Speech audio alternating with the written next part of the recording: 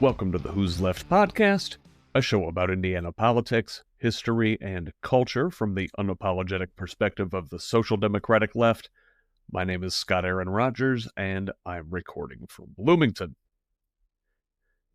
So, a while back, a friend of the pod, Leslie Nuss, last year's Democratic candidate for Indiana State Senate up in District 5, who we need to get back on the show real soon, told me she was about to have a Zoom with a fascinating researcher named Dustin Rozario Steinhagen.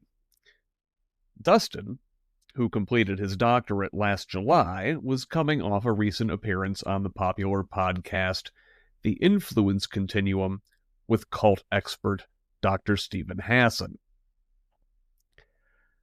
I listened to their discussion, thought we could all benefit to hear from Dr. Steinhagen, one of very few researchers working at the intersection of mind control and cybersecurity. His dissertation begins thusly. Thought reform, also known as brainwashing or psychological manipulation, is a profound threat to the security of the human mind. This complex form of social engineering is associated with terrorist movements, domestic abuse, destructive cults, and many other forms of totalitarianism present in society. Thought reform can result in various harms that range in severity depending on each person's individual experience. The work of security and privacy professionals inherently concerns psychological manipulation. Thought reform often occurs over the internet. Most data breaches occur due to one or more people being maliciously influenced by attackers, and the topics of coercion, psychological manipulation, and undue influence have garnered increased attention from privacy and cybersecurity scholars in recent years due to their central role in perpetuating online privacy harms. The primary tactic for defending people against all forms of psychological exploitation is education and awareness about scams, fraud, and the ways in which attackers exploit human beings.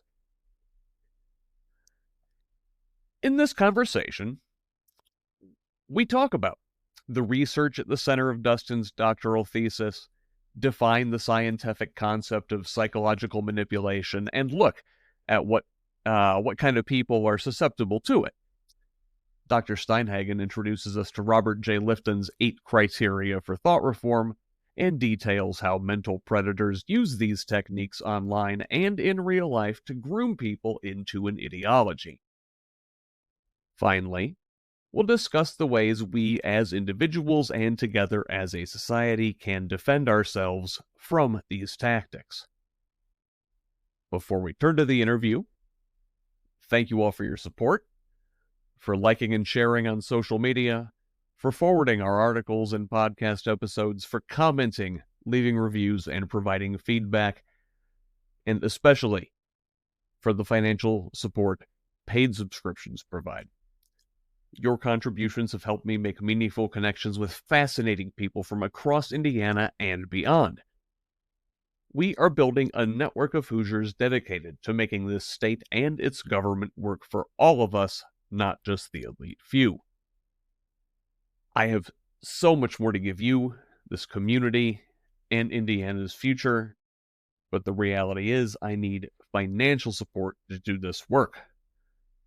All I'm asking is $5 a month or $50 a year to help me write more, research more, organize more, and keep improving Who's Left. Improvements like our own domain, where it's now much easier to find us. Visit whosleft.us for all of our articles, episodes, archives, and again, please consider a paid subscription while you're there. We're also on Facebook, Blue Sky, YouTube, and TikTok at Who's Left. And I'm still on Instagram, Threads, and Twitter at ScottRodge78 and at ScottRodge78 at Hoosier.social on Mastodon. Tell the others. Let's build a radically democratic Indiana together. Thanks again. Now, here's my interview with Dr. Dustin Rozario Steinhagen. Hey, there is Dustin Rozario Steinhagen, PhD, newly minted. How you doing this morning? Welcome to Who's Left. I'm doing well. Thanks for inviting me to your show. Yeah, so I learned about you from my friend Leslie Nuss, who ran for state senate up in District 5, Valparaiso area last year, and she says, "Hey, this guy's doing really interesting stuff. You got to check him out." So I did, and indeed, there is very interesting stuff. So, you are kind of one of the only people working in sort of the intersection of, let's say, like mind control techniques and technology, where those intersect. Is that kind of accurate? Sure. Actually, it's I mean, my PhD was in cyber defense, and I actually focused on education about psychological manipulation in general. And now that might not sound like a cybersecurity project, but it turns out that the cybersecurity and privacy profession are very much concerned with and involved in defending people against all types of malicious influence. So it was really an interesting project choice, but it was relatively low. My dissertation was relatively low tech, actually, which we can talk about. Yeah, you went snail mail, right? Yeah, and actually, well, when you do a survey, you pick the mode based on your target population. So I wanted to get statistics about all South Dakotan adults. So my university is located or was located in South Dakota. So that's part of the reason why I chose that state. And snail mail was the best the mode to choose. So why is that? So if you're trying to get everyone in the state, you need to get an address list. So if you think about getting an email address list, some people might be not have an email account, or they might not be as comfortable using an email account. Same with like getting a cell phone list. Your coverage might not be as good. But with snail mail, most people will have a physical address. So it actually enhances the accuracy of the statistics to have or for me to choose that route. That's fantastic. So I guess let's briefly talk about your dissertation and what you researched in South Dakota, like what you were looking for. Yep. So I essentially, in collaboration with other, and I'll be using the phrase thought reform throughout this podcast, and it's essentially a synonym for brainwashing or mind control. So when you look at the academic research, there's a few terms that are preferred over brainwashing or mind control, which are because those two latter terms have kind of a scientific, unscientific connotation. So thought reform is one of the preferred terms. You'll also hear coercive control, which comes from the domestic abuse literature, and psychological manipulation is also a good one. So and that's roughly a synonym for thought reform, and that's kind of general usage. You'll hear people talk about manipulation all the time. So thought reform sounds very Orwellian in a way. Well, it is. Yeah. You also hear the term thought control used in the literature sometimes, but so anyways, psychological manipulation, thought reform. I just wanted to share for your audience, just so that we're all on the same page as to what we're talking about. So I essentially, in collaboration with thought reform experts, built a educational curriculum targeting adult lay people in South Dakota. And I sent out it's essentially a quiz. So I sent it out via snail mail and then got scores from anonymous respondents. And the whole purpose of this survey was to see, what did people know about psychological manipulation? And then I also gathered data on demographic variables and what I called humility. So, and this is one of the most interesting parts of my survey, actually, is the humility component. So I asked people directly if they believe they could be lured into a psychologically manipulative group or relationship. And 1/3 of respondents approximately denied being vulnerable at all. So they said, no, it's not possible.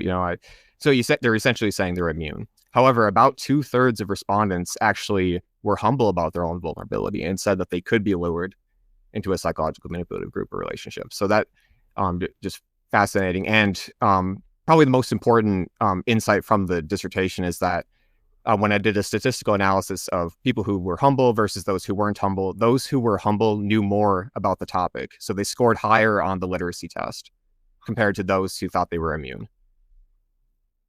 So I was the first scholar in the literature to actually show with quantitative data that that was the case for this population.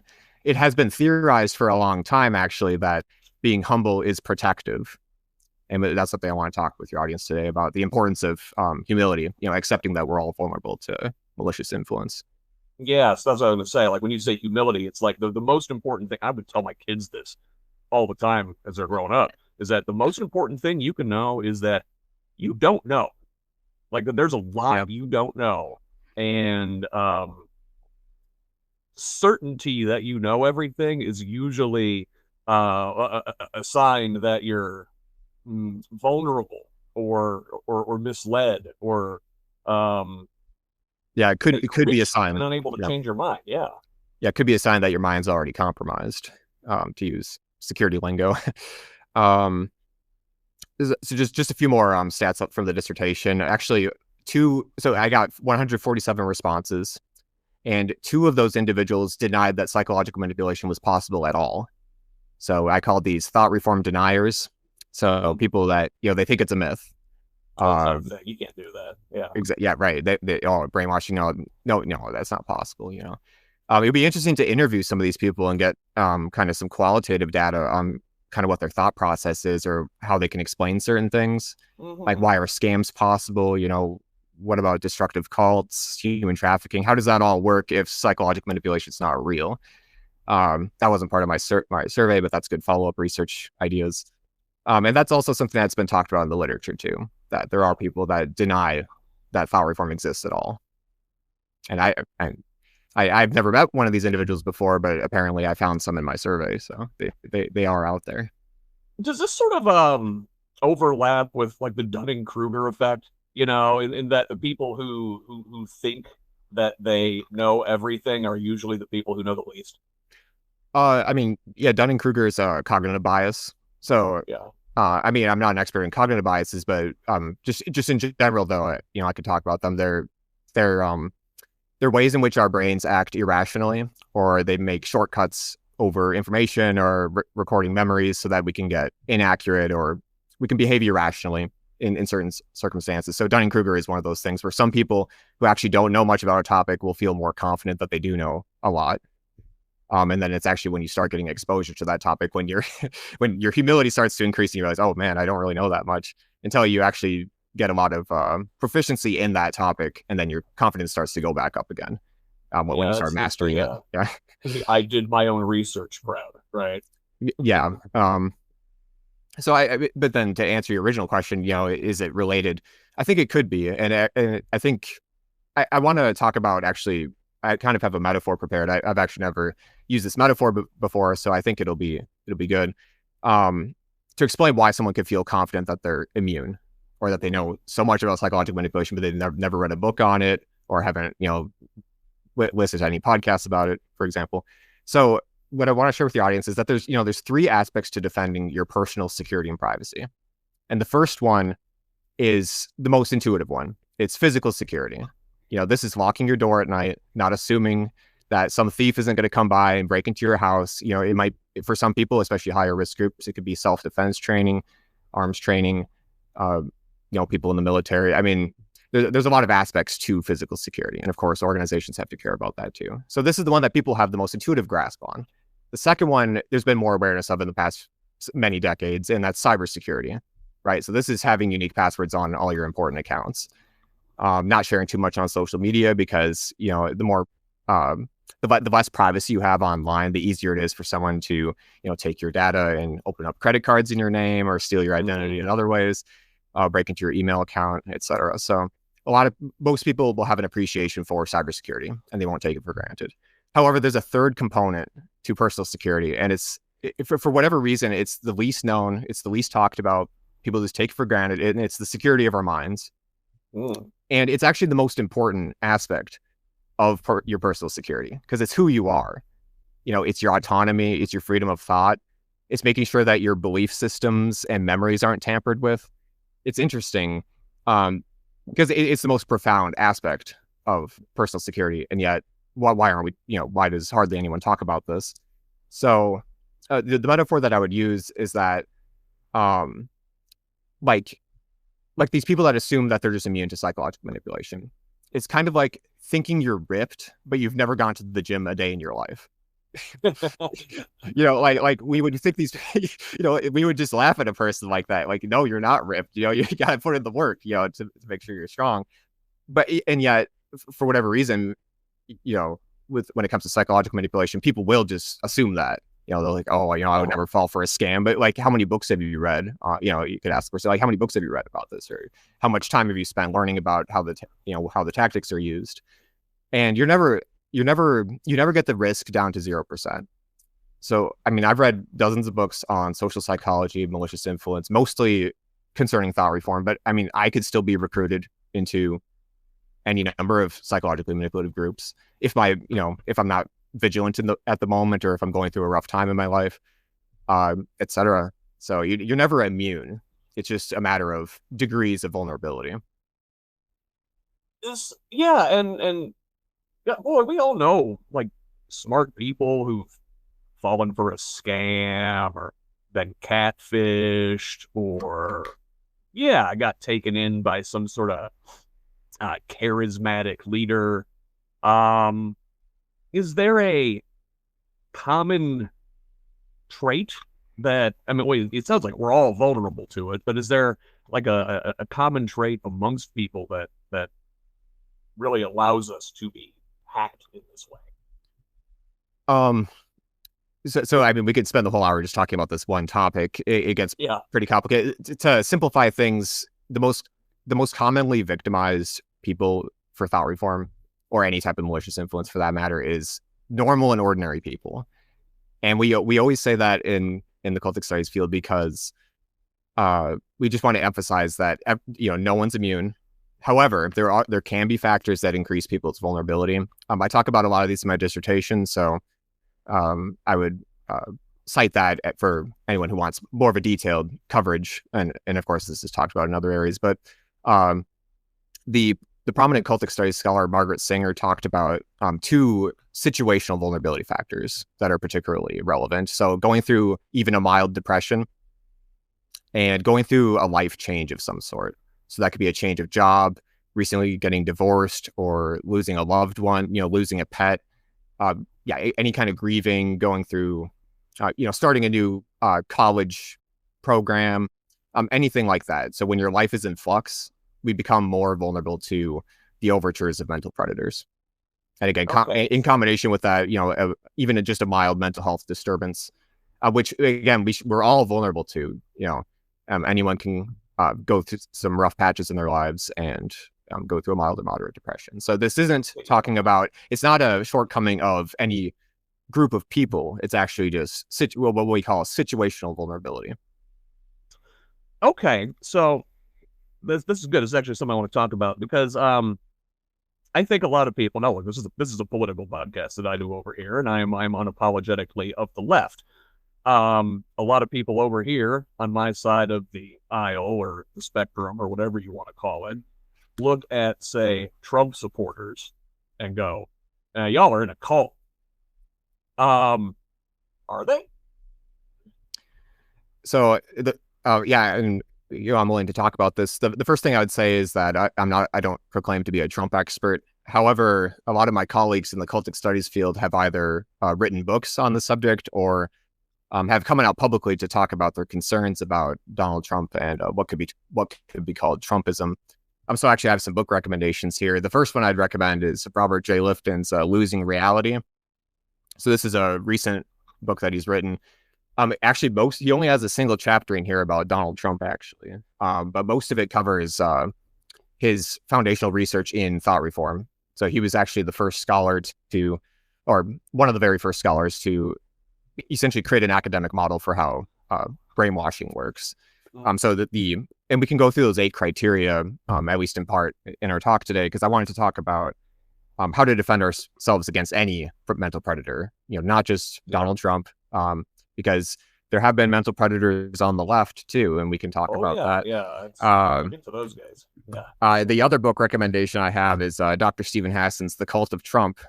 So I know the title of this book has provoked controversy, but actually even though he pulls back to he talks about a lot of examples and ties them back to the extreme right, it's actually a book about educating people in general about how social psychology works. And again, he covers his academic model for thought reform, which is called the BITE model, as well as just helpful tips in a bunch of different chapters. One of my favorite parts of this book actually is how he talks about how to identify a mental predator. Yeah. And then there's actually at least one peer-reviewed paper on Donald Trump explaining that he uses mind control. But that was written by Philip Zimbardo, or the late Philip Zimbardo. He passed away recently. One of the pioneers of social psychology research. So it's something that's talked about. I'm giving a litany of examples here, but the people in this field have definitely talked about Trump and the current trends of political extremism in America. Can we talk about that briefly? Like, what are you mentioned Hassan's BITE model and Lifton's kind of 8-point framework. So are those can sort of be used to point to the Trump movement and say, yeah, this looks like a cult because it checks this and this box? That's the thought. And again, I'm not a Trump expert, so I wouldn't be able to draw, at least for all 8 criteria, specific examples. But what we could do is I could walk through these 8 criteria quickly, and then you and your audience can kind of reflect on, if you've seen these kind of patterns or techniques used in different areas of political expression, because these would be warning signs that a movement is totalitarian. Okay, sure. Yeah, well, let's talk about those for a little bit. Okay, so just a little bit of background on this model. Again, this was Dr. Robert J. Lifton. He actually developed this model from interviewing survivors of Chinese communism. So that's kind of, so using interview technique and then developing finding the common traits in all their experiences. And it's kind of profound because even though he just studied this one context of political totalitarianism, this model has been used to explain thought reform in any number of social contexts. And it can actually be used to identify psychological manipulation in domestic abuse, child abuse, human trafficking, terrorism, religious and political cults, and so really keep going on and on. Interpersonal relationship. This is where there's that an abuser can do to vulnerable people. Yeah, that's exactly right. Yeah, so even though this model comes from looking at communism, it's actually a general purpose model that can be applied to any context. So that's the beauty of it, and that's why we're going to be going over it. So there's 8 criteria. So the first criteria is called milieu control. So that's kind of a fancy term. It's environment control, and it involves controlling the information flows in the environment. So at its most extreme, this would be preventing people from accessing any kind of information that is critical of a leader or an ideology. So different things different techniques that are in this bucket would be surveillance, spy networks, censorship of any kind of opposing ideas, demonizing other viewpoints. So that's a little bit different than censorship because those other viewpoints could be out there and freely available. But if you instill in your followers that they can't trust the other side, that they should never view information from these people who are untrustworthy and evil, that's almost like censoring it, because their followers won't go to the opposing viewpoints and get a more balanced view of things. So any mental predator's goal is to get 100% control of information reaching a person. And this is where I kind of want to talk about a little bit of neuroscience here. So our brains are information processing machines. We're constantly updating our understanding of reality based on incoming information. So if you can control the information getting into a person's brain, you can control their mind. So this is really the foundation of how thought reform works. So that's milieu control. And again, I'm just going to be going briefly over each of these, but there's more. People can read more about how these manifest. The second one is called mystical manipulation. So this is essentially deception. So you're stifling autonomy in the environment, and you're using any technique at your disposal as the mental predator, and with disregarding morality or ethics. So this often is paired with a sense of elitism and like an ends justify the means philosophy. Like what we're doing is so right and is so much superior to what else could be done that we're allowed to do anything. We're allowed to deceive people, lie to their faces, betray people. We're acting under God's direction. And that's often how it especially in the religious cults, that's how it's talked about. So and we talk about Margaret Singer's work again. One thing she said about destructive cults is that there's basically two main functions of a cult, and it's fundraising and recruiting. So if we talk about this sounds like a pyramid scheme. Well, pyramid schemes are a type of malicious cult, actually. You find these psychological manipulative groups in the corporate world as well. So one manifestation of that would be multi-level marketing. Mystical manipulation. So essentially using any means at your disposal to get more people into the group and to raise more money. So, and again, the techniques that are used for that are varied, but in general, that's how we can describe it. Third is very interesting. So this is called the sacred science. So the ideology is held up as this profound solution to everything that's ever happened in the past, present, and future at its most extreme. And what this means is that the leader and ideology cannot be challenged. They are perfect. They are scientifically sound. So kind of how you would identify this in an environment is there checks and balances on the leader? Can they be challenged, and can they, accept that they've been wrong about something? Those would be good things to look for. The fourth principle is demand for purity. So there's kind of two aspects to this. One is that it's the all or nothing thinking, black and white, good versus evil. In political terms in our country, that would be thinking of things just as, only or just Democrats, just Republicans, or like Democrats are always evil, Republicans are always good. That's an example of this all or nothing, black and white, good versus evil thinking, which, rarely is anything in life that simple, where it's just a one or a zero. There's gradients in between. And part of intellectual humility is realizing that, it isn't all or nothing. There's many shades of gray. It depends on context. Facts change, with new research. And then the second part of the demand for purity is that, especially in the more intense groups, it's the followers are made to feel that they're not living up to a certain standard, and it's an inhuman standard for perfection. So they're not loyal enough to the leader or the movement. They're not working enough hours, volunteer hours often, to further the goals of the leader and the ideology, and they're made to feel guilty. That guilt helps keep them bound to the group, because they want to try harder. Thinking of like in the political context, talk about Trump and one of our senators here in Indiana, Todd Young. He's been known to vote against the party occasionally. He'll show a modicum of independence. So the MAGA movement is like, this guy's a rhino. We're going to primary him. We got to get him out of here. He's not fully bought in. Yeah, that's interesting because again, that's kind of like that all or nothing. If you don't toe the party line 100%, we're going to punish you and make you feel guilty. So that is potentially, a manifestation of this thought reform principle here. Mm-hmm. Okay, so number 5 is the cult of confession. So this is there's two aspects to this. One is that the group will often invade people's privacy, often through they kind of gather their secrets through interrogation and confession techniques, and then they can use those secrets, insecurities, fears, compromising material, etc., to blackmail them, keep them in line if they think about leaving or if they're thinking about criticizing the group.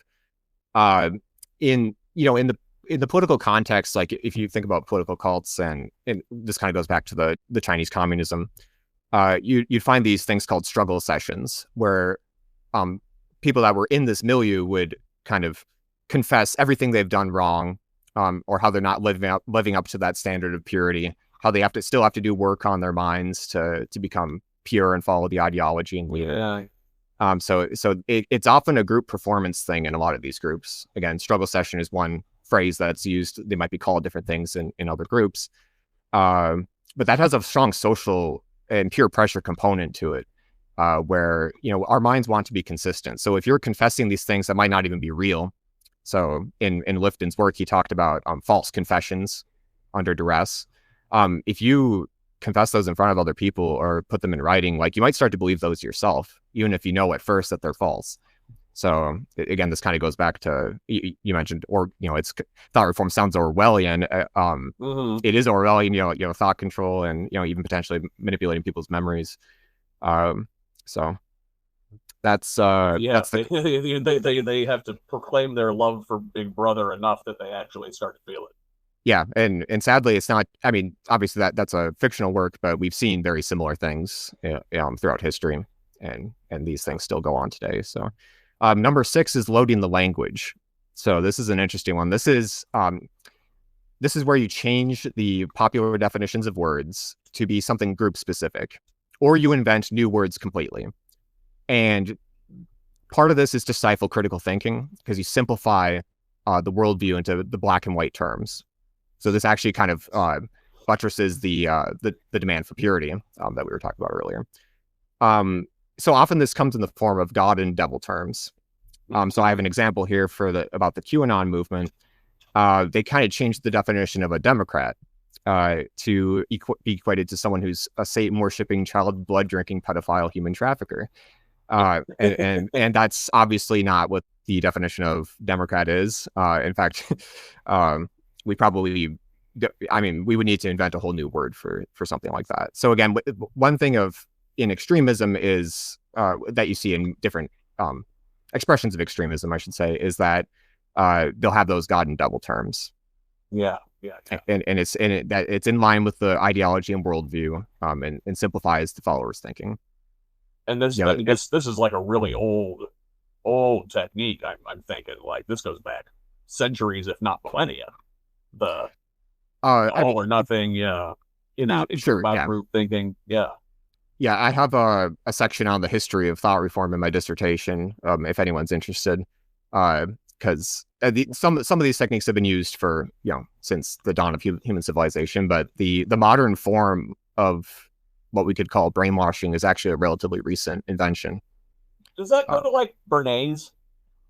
Yeah. I mean, Edward Bernays, kind of the godfather of propaganda and public relations. He sort of like codified, or sort of put these ideas down in writing. Yeah, he's one of the key figures. So there's a lot of people that I mean, a lot of what you would look at would be like Mao Zedong in communist China, what was going on in the Soviet Union, in the early 1900s. So it's all kind of in that era, though. It's sort of early to mid 20th century is sort of when all these ideas sort of come into fruition and sort of become codified as, hey, this is actually scientifically what's going on. Right, and the key word is it was systematized. In a profound way where we just hadn't seen that as much before. Because abusive techniques have been used since the dawn of human civilization. With torture is one that's mentioned in the literature that's closely related. Torture techniques are closely related to how brainwashing works. But the systematized changing and manufacturing of people's minds, if we could say that, that's a relatively recent invention. That's a good question, though. Back to our 8 criteria, we're almost done here. The 7th criteria is doctrine over person. So if there's something bad that happens to a person, it's because it's some kind of personal hang-up or failure. They weren't following the ideology or leader enough. if something good happens to a person or in general for society, it's due to the leader and the ideology. It's by the grace of the movement. So, and this also leads to people gaslighting themselves and the movement gaslighting people. So, like, if you have an experience that contradicts the party line, the ideology, or whatever the leader's saying, rather than express that contradiction and be able to, express your autonomy and individuality, doctrine over person means that you're supposed to suppress those doubts. You're supposed to reframe what's going on in terms of what's consistent with the ideology. Okay. So it's like, well, all good things come from the leader or from the cult, and all bad things, well, if something bad happened to you, that's your own fault. Yes. Yeah, that's exactly it. Yeah. So again, these are red flags for any type of psychological abuse. So you can find these things in abusive relationships even. Mm-hmm. The eighth criteria is it's called the dispensing of existence. And this is the most dangerous principle. In political movements, and especially totalitarian regimes, this is actually why these extreme groups engage in killing and genocides. So dispensing of existence means that the ideology and leader claim to be able to, they have the right, they believe they have the right to decide the fates of everyone, including over matters of life and death. Wow. So they essentially see themselves as gods. So that this directly explains Nazi Germany and the Holocaust. Hitler and the Nazis believed that they had the right to extirpate certain, Jews and other minorities from their society, and that led them to actual killing, and worse than killing. So, so usually this dispensing of existence doesn't actually take on a murderous form unless the group has state power. Yeah. There's a lot of groups in America that don't have state power. So how do they use this principle? So often it has to do with ostracizing their members. So, if a person does too many bad things, they'll excommunicate them from the religious group, and they'll prevent them from speaking with their family or friends again. So they essentially do a form of social killing, not literal killing, but and in a very, again, that's a form of torture, cutting someone off from their family and friends so that they have no social support, thrusting them out into the wider society so that they can just struggle on their own. That's often what you see happening. And also it takes on different forms in different groups in terms of how literal the dispensing of existence gets. But it can be related to expressions of violence as well. Towards the members especially, but it can also be violence towards the wider society. And so all of this is sort of, I feel like in our current moment, is sort of being thrown at us all the time from sort of all directions. Now, we've been talking about Trump. I know you and Dr. Hassan talked about the Cambridge Analytica scandal a little bit, and how the people behind that firm, who have ties to the wider global far right, were basically gathering people's information from Facebook and using it to target them for the kind of manipulation you've been talking about. Yeah, essentially building dossiers on people and then customizing the influence. And in terms of the Cambridge Analytica thing, that was targeted political advertising that was designed to change the way people thought about political leaders and get them to shift their views. So again, that kind of goes back to what I was saying earlier, that when you invade someone's privacy, it becomes a lot easier to control them. So privacy is a defensive control. And now they got caught, had to fold, and I'm sure there was some financial penalty or something somewhere along the line, but like, this hasn't stopped, has it? I mean, there are still state actors, a lot of people that I maybe follow online, they're like, well, hey, the Russians are doing this and this and this and this, and sending out this sort of propaganda to maybe turn us against ourselves. Is that also still happening? Yeah, kind of the term I would use for that, psychological warfare. And that's an adjacent topic to thought reform. what I would say is, and Dr. Haas has talked about this more than I have, so I'd point to his work. He's talked about fourth generation warfare, which is a type of psychological warfare. So this would be getting people to, you're essentially stoking fear and hatred, distrust of government, distrust of institutions, distrust of science and facts. And just bombarding people with bad information to destabilize a country. And so we've definitely been seeing, and there's actors within our own country doing that too. But I mean, there's definitely been actors from outside America trying to destabilize us. But one example of this would be if you go to like any semi-controversial YouTube video and look at the comment section, you'll see some very bizarre comments that are like, is this a troll? Like, why are they like praising violence? Why are they, like some things that we wouldn't think of a normal, decent human being saying? A lot of those could just be government agents from other countries in some cases. They're sort of like injecting these violent ideas into the milieu. Because you can either inspire that violence in other people, or even if you don't do that, it's just about making people lose faith in humanity, which is part of that fourth generation warfare. You want people to become numb and give up if you're trying to attack a country psychologically. So that would be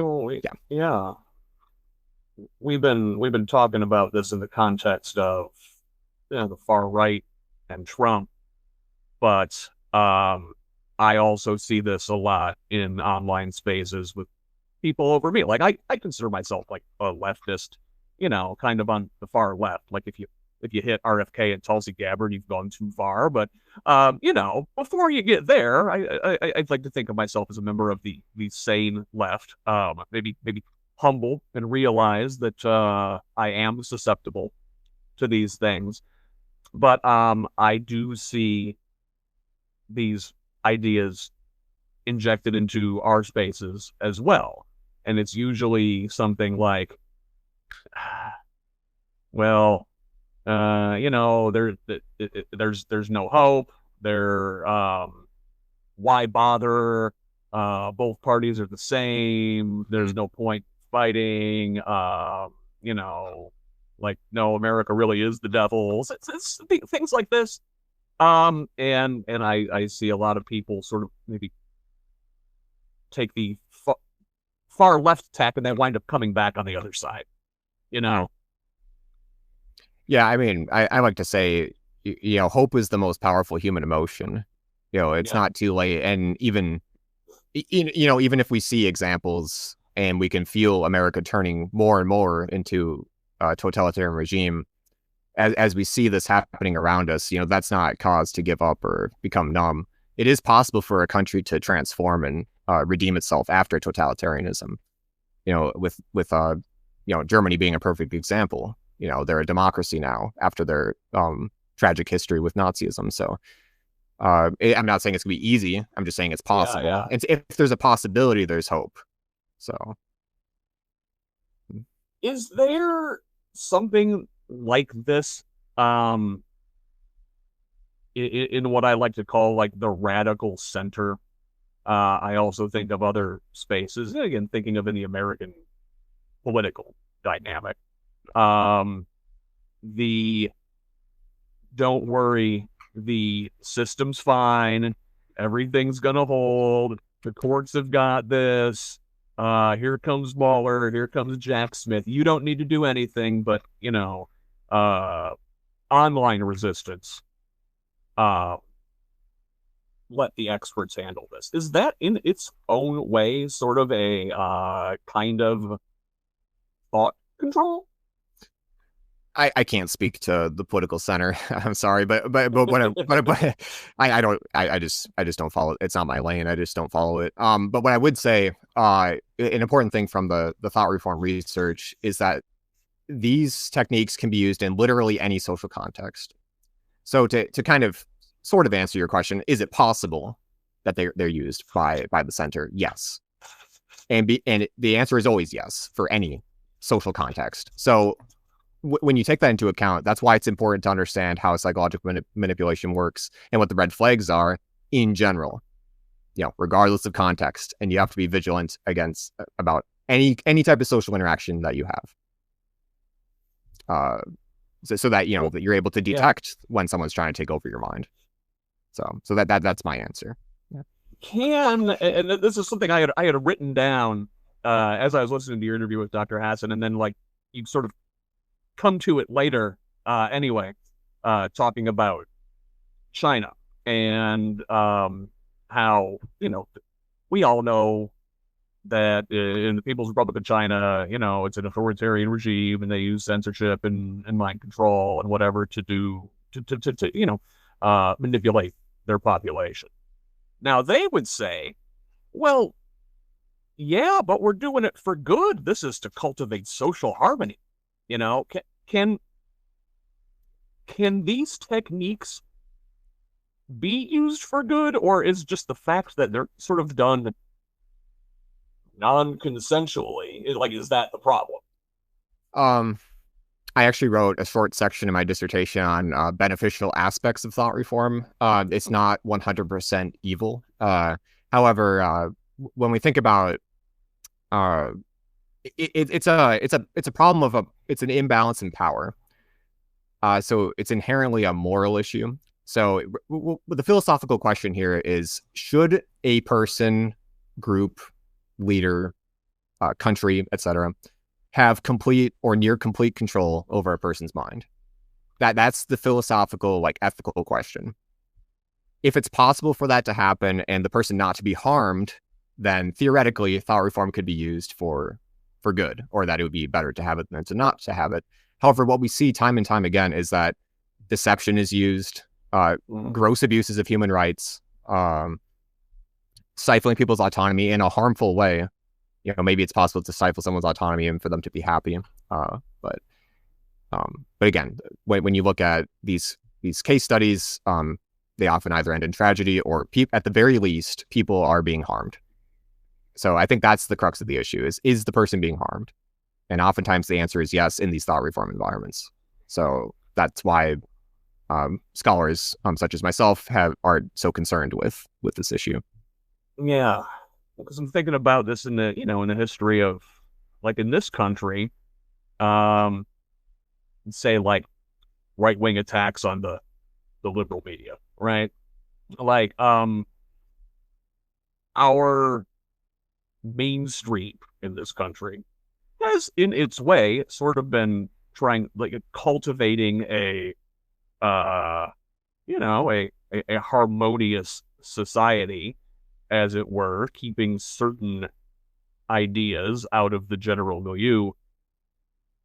I mean, does it take state power acting responsibly to sort of get us out of this situation? Are you kind of saying that there's a type of milieu control with the media in general? Oh, yeah. I mean, of course. I mean, there's an inherently concern doctrine and the mid 20th century stuff where we actively did try to sort of keep balance, as it were, in the center, and then as sort of regulation has been stripped away from that, these mind control techniques can more easily be used by private actors. I don't know entirely what I'm saying, I guess. But I feel like I've seen since maybe the 80s, and then the 90s, as media was deregulated, that these techniques have become more and more part of the general atmosphere in our media. Yeah, I guess my follow-up thought to that would be, it is important to screen the sources that you're consuming. And in part, it's not like you can ever determine with 100% certainty if some particular news story is 100% factual, or if the news source is trustworthy.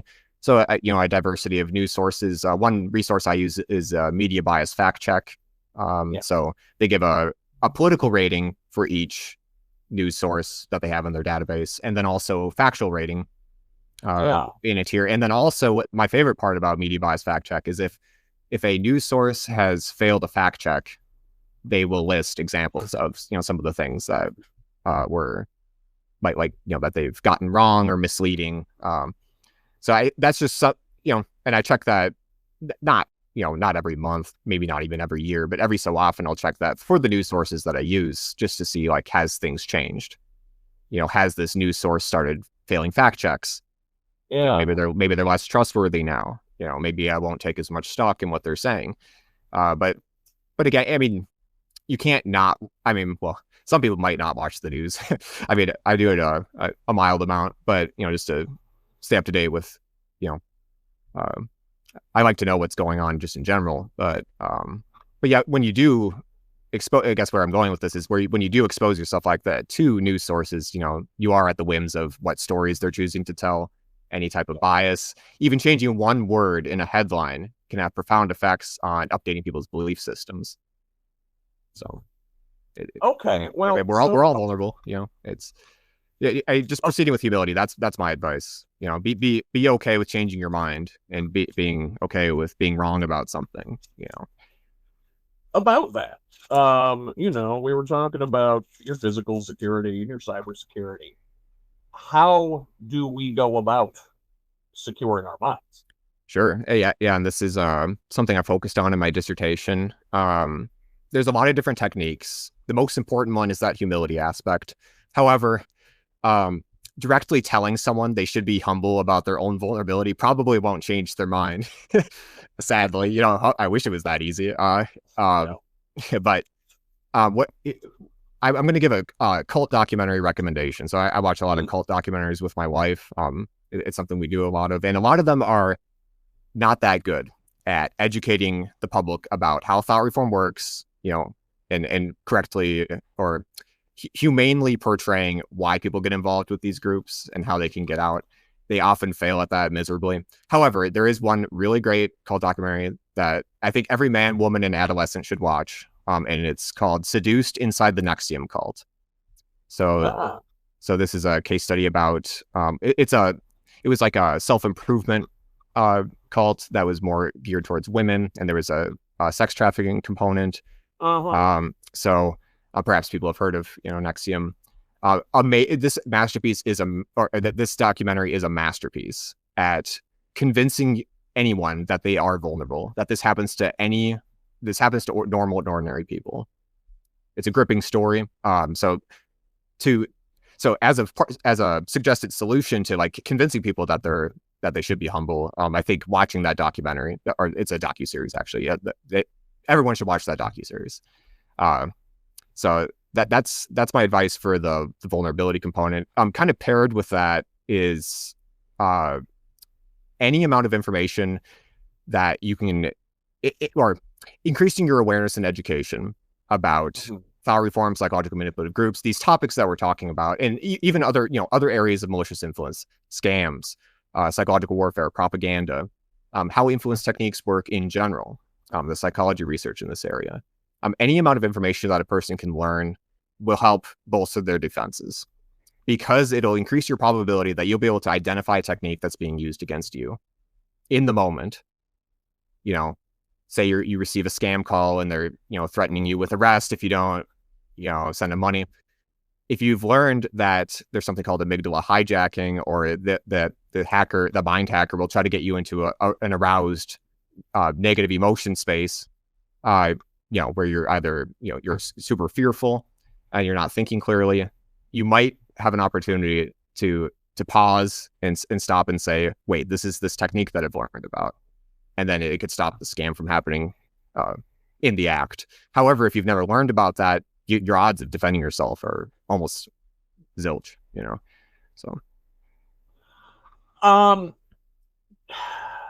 As a society, I don't think we have a very good grip on these techniques, like the general population. Obviously, the elites know what they're doing with these, but I mean, this sounds like something that should be taught.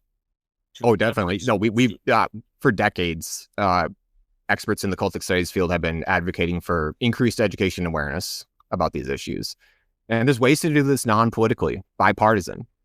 Commercials you can do this too, right? I mean, it's well, we got to make a distinction between context. Yeah. Well, I mean, we have to make a distinction between influence and, like, malicious influence, because sure, influence is just a part of life. I mean, like parents and their children, like there are things you teach them and you change and mold your children's minds to a certain extent. But and education is another good example where if education is done ethically and correctly, it's a good thing. And so influence isn't inherently evil or the problem. It's when people are being harmed, deception is taking place, human rights are being abused, and there are certain paradigms of influence is what I like to call them. Education is a paradigm of influence. Marketing and advertising, like you just mentioned, is a bit more shady, but mostly ethical, or can be mostly ethical, in theory at least. Thought reform is on the far end of the spectrum, and it's the most intense, the most likely to cause harm, and needs the most oversight. But we have zero oversight of thought reform techniques in this country.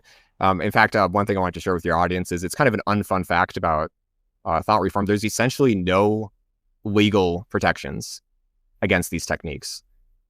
Yeah, anywhere in our country. I think there's maybe one statute in California that protects against elder abuse, and they use a thought reform model. That's all I've heard of. Well, It's legal to brainwash someone in America. And then combine that with, like, we don't have any data privacy hardly, and that we're behind. That's where your areas intersect. Yeah, and stronger privacy protections. Like, for example, in the European Union, they have the General Data Protection Regulation. The beauty of the GDPR is that it's regardless of context. There are privacy protections in place regardless of who you're doing business with, what context it is. We don't have anything like that at the federal level. There are some states like California that have a state level comprehensive privacy law, but yeah, we're just behind other countries for protecting data privacy as well, and that does leave us more vulnerable. That leaves more opportunities for these mental predators to gather our data, build dossiers on us, and then customize influence to our weaknesses. So it is so like all these thought reform techniques that have been defined and refined over the centuries are now able to be like tweaked and pinpoint targeted at each of us. Yeah, and it's kind of scary. We basically admit our weaknesses to the world online. Yeah, well, with Cambridge Analytica, it was based on information from Facebook. There's this really famous psychometrics research study, I believe it was in 2013, where they showed that you can accurately predict a person's personality just based on a finite number of Facebook likes. And again, that's kind of weird, that you can deduce personality traits from just random things that people are liking on Facebook. And I think the researchers even demonstrated that you could accurately predict personality traits with more accuracy than the person's own spouse if you had a certain number of likes. I can't remember what the threshold was. It might have been like 300 or something, but wow. And I'll see if I can find that and link it in the show notes. That's I can find the citation, and then I've read the paper before. It's just it's been several years, but yeah, I can help you put that in the show notes. Wow. So, Dustin, we're coming up on the end here. What did I miss? What do our listeners and viewers here really need to take away from this conversation today? Well, one more thing I want to slip in is that I've barely scratched the surface on defense. There's so much to this topic. And again, there's many different scholars that have written about this. In my dissertation, I have a whole section on defensive techniques. So dozens of different things that we can do as individuals and that we can do as a society to help reduce our vulnerability to thought reform and these abuses. So that's just one thing I want to slip in there, that the conversation doesn't end here in terms of, it's not just these few things that we've talked about. I covered the most foundational basic that we need to that we need to take care of. But well, can you give us a quick, maybe just a real quick kind of rundown of the defensive techniques? Yeah, and actually, a lot of it has to do with combating pathological lying. So living in truth and having professionals and other prominent people break down lies and mistruths and promoting truth telling. So part of this would be telling the truth about atrocities. I know one thing that's associated with the far right is Holocaust denialism. Yeah. That's extremely harmful, not just from like a moral ethical standpoint of like the victims and and descendants of the victims and the Jewish community. It's also an issue of if we forget about these things that have happened and we don't teach people the horrors of these atrocities that have happened, they'll repeat. So that's a defensive control, is telling the truth about these traumatizing incidents.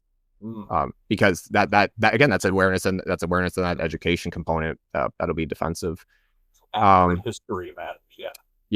So that's one thing I want to highlight. Another one is just taking care of yourself and showing care for other people. So part of taking care of yourself, good nutrition, getting enough sleep. The average American gets less than 7 hours of sleep each night. That's not good, because you're going to be less vigilant, less able to think critically when it really matters. When someone's if a scammer or a mental predator comes after you, or if you're reading a piece of a news from an untrustworthy news source, how are you going to be able to screen what's bad and what's good if you haven't gotten enough sleep? So sleep deprivation is a big one that you see in thought reform environments. It's a control technique. You keep people so busy and so sleep deprived that they can't think about leaving. They can't think about, oh, maybe what's happening to me is unethical, or like I'm being harmed here. They just don't have time. Yeah. So that's something we have to think about. You could say that Americans are kept overworked and under-rested. You could say that. Yeah. To manipulate us. Yeah. Yeah, because people, and part of that, it'll make you vulnerable to any kind of influence, really. Purchasing things you don't need, for example.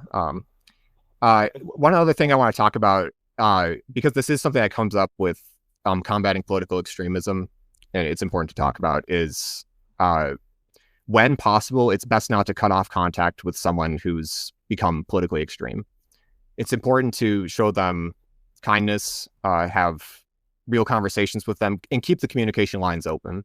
Because the last thing, and again, this is something that each individual person has to decide. Like if you have someone who's truly unbearable, you have to do what's best for your own health. But if it's possible to keep those communication lines open, like with the Trump supporter, for example, who's become very extreme, it's important to be able to talk with them, because you have to role model for them that it's possible for someone who doesn't agree with them to be a decent human being.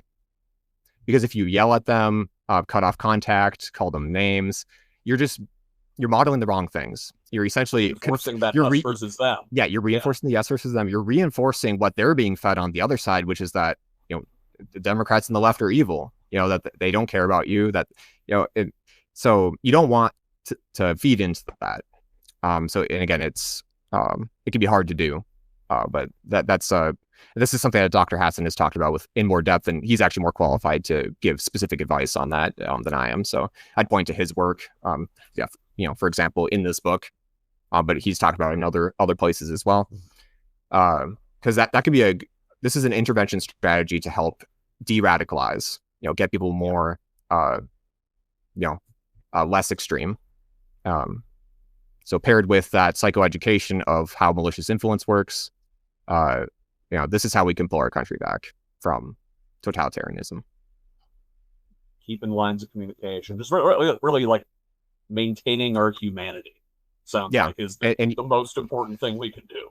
Yeah, and you might not be able to change the person's mind on matters of political interest, and maybe that's not even your goal, but you just want them to realize that there are good people on the other side.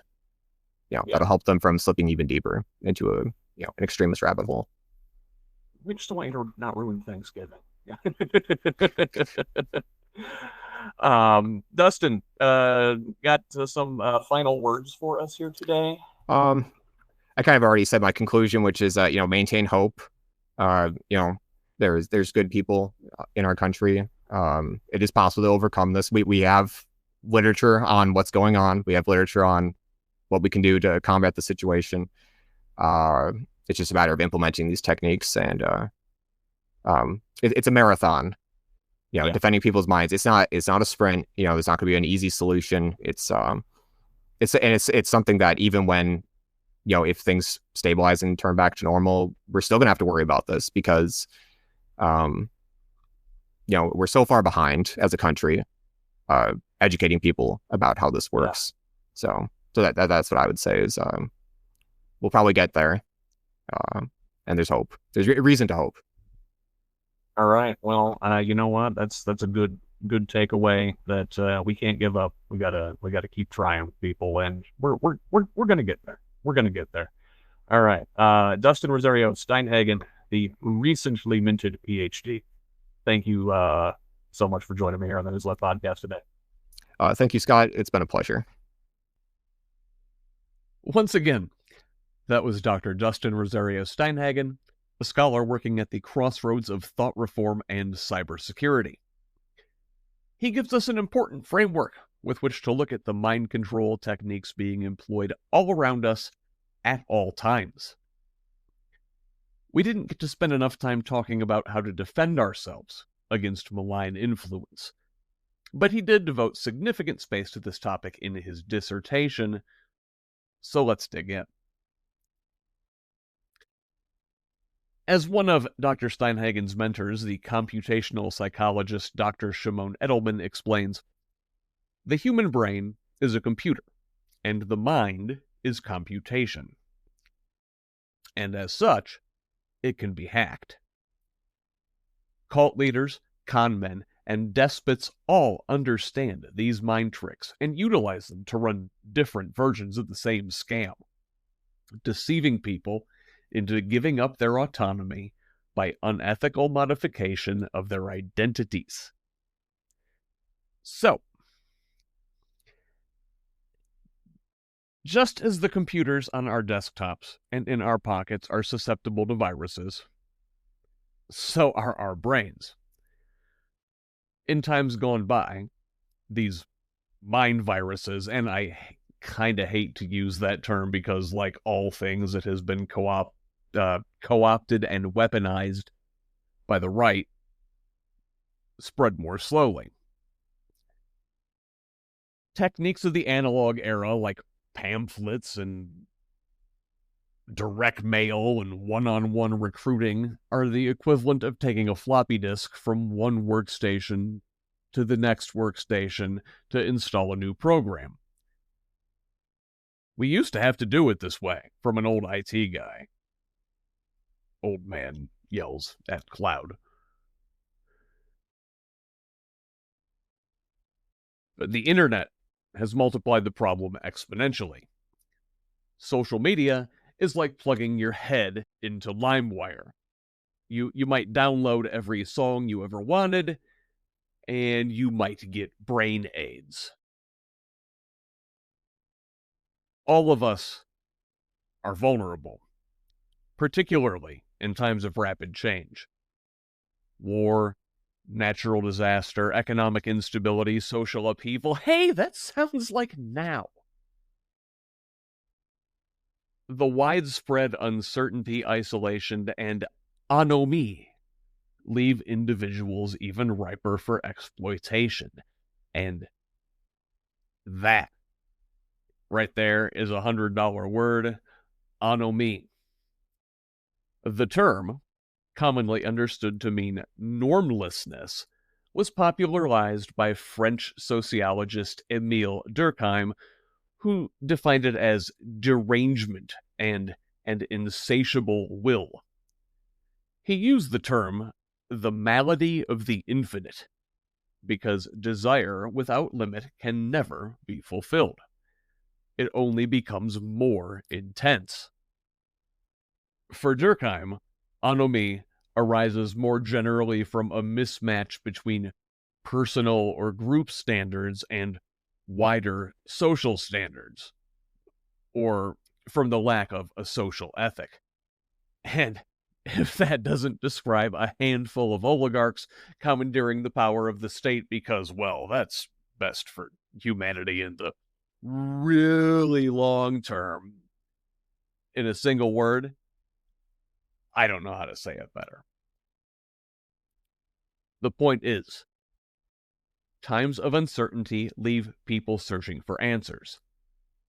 That is why, in the wake of widespread financial collapse, a global pandemic, and increasingly omnipresent planetary climate breakdown, folks turn to conspiracy theories and authoritarian movements for easy explanations and a sense of control.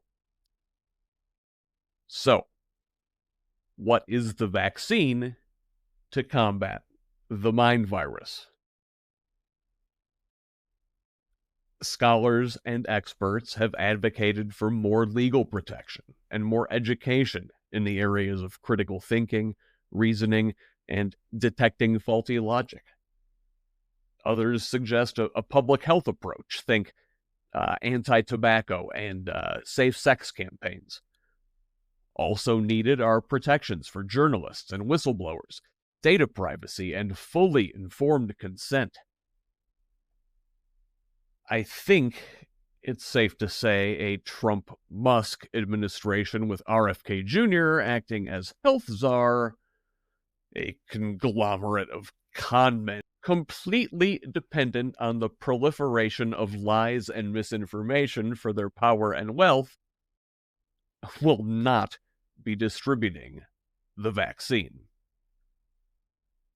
Lifton warns about the creep of malignant normality, when a norm of destructive or violent behavior, so that such behavior is expected or required of people.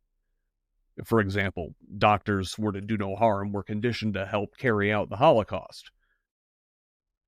We will largely be left to ourselves to fend against this phenomenon. So it is important we know our values. Sarah Kendzior wrote the following in 2016, quote, "I want you to write about who you are, what you have experienced, and what you have endured. Write down what you value, what standards you hold for yourself and for others. Write about your dreams for the future and your hopes for your children. Write about the struggle of your ancestors and how the hardship they overcame shaped the person you are today. Write your biography, write down your memories, because if you do not do it now, you may forget. Write a list of things you would never do, because it is possible that in the next year, you will do them. Write a list of things you would never believe, because it is possible that in the next year, you will either believe them or be forced to say you believe them." End quote. We can also look at what Lifton calls witnessing professionals for inspiration. People in civil society working to combat malignant normality and actively exposing it. These are folks like national security expert Alexander Vindman, Dr. Anthony Fauci, Officer Michael Fanone, and here in Indiana, Dr. Caitlin Bernard. But for the love of God, avoid cults of personality built around them. Grifters and hope peddlers pop up on all sides, exploiting our innate desires for easy answers and hero stories. Neither the left, nor the center, nor you or I are immune. The need for belonging is universal. It is normal to seek a tribe. Psychological manipulators know this and cultivate relationships dependent on disorganized attachment or trauma bonding. Secure attachment, based on trust and truth, healthy boundaries, and emotional availability, is the solution. We will not get that from Trump Vance, and we won't get that from Braun Beckwith. So, it's on us to protect ourselves, hold firm in our values, and keep the light on for those who've been led astray. It is not a moral failing to have been conned, to have had your amygdala hijacked or your mainframe hacked. Gird your mind, and the rest will follow. What do you think? Let me know in the comments, or holler at me on social media on Facebook, Blue Sky, YouTube, and TikTok. at Who's Left, and on most other social media sites at ScottRodge78. You can also email me at scott@whosleft.us. Thanks again to my guest, Dustin Rozario Steinhagen. You can find him at dustinsteinhagen.wordpress.com. And thank you for listening. If you can, head over to whosleft.us and help support this project with a paid subscription. Again, hit me up on social media with your feedback, tips, ideas, and concerns. Please forward the show to a friend and have them forward it to another friend. Let's keep building this project in a truly democratic state, one conversation at a time.